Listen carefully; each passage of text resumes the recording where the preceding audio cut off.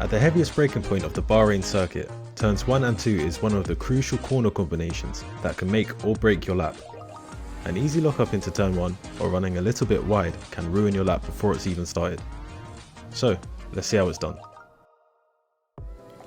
Heading into T1 now, braking just before the 100 meter board.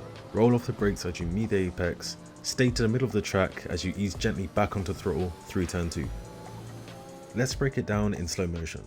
We're going to brake just before the 100 meter board, keeping the car in a straight line before turning in and rolling off the brake. We're being patient and letting the car rotate as we try to keep the car in the middle of the circuit before gradually applying throttle to build traction as we head into turn 2 and use all of that inside curb. Probably the most common mistake we see from racers going into turn 1 is heading too deep in the braking phase and running out wide.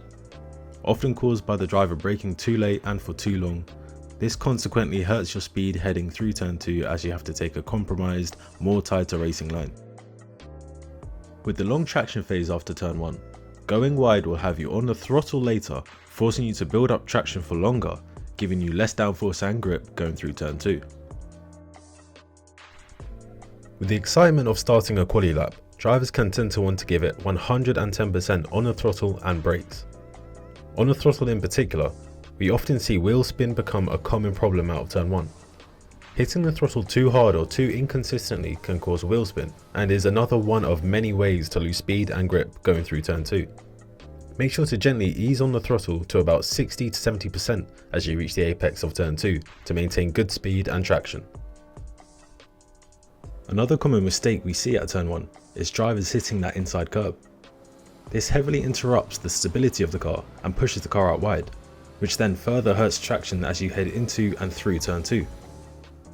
Let's review those corners on the Track Titan platform, where we can compare ourselves to the official reference lap.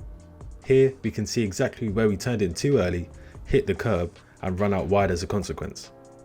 Just from looking at the data, it really helps illustrate how that inside curb could throw the car from the ideal racing line. This is also shown from the focus zone in the speed graph. Right as we meet the curb, the focus zone highlights where we begin to lose lap time within the segment. And as you can see, the time lost was a huge 0.3 of a second. It's also important to note that a mistake at turn 1 will cost you even more time as you head up the hill and into turn 4.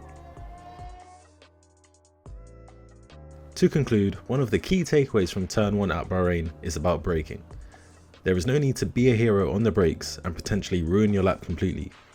So spot your braking in good time and try and avoid a lockup. Second is traction and stability.